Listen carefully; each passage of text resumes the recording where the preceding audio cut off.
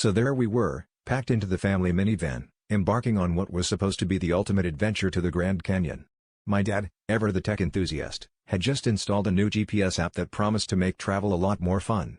Admittedly, I was intrigued when the app's voice introduced itself as the king, but I figured it was just a quirky novelty to keep us entertained during the long drive.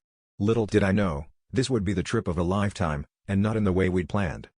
About an hour into the drive, things started to get weird. Instead of the usual turn-by-turn instructions, the GPS began spouting Elvis Presley quotes like it was performing a Vegas show.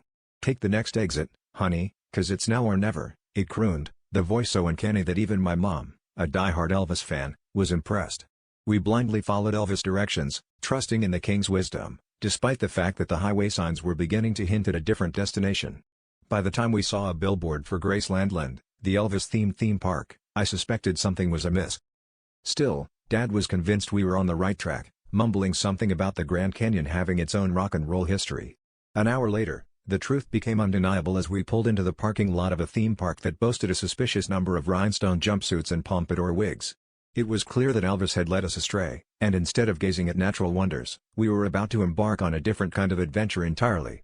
The kids were ecstatic, though. The thought of roller coasters seemed more thrilling than dusty canyons, and my mom was already eyeing the souvenir shop for a new commemorative mug.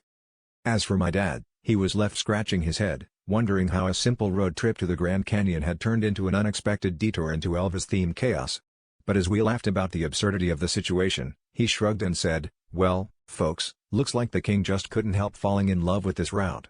And with that, we all knew we were in for a rockin' good time.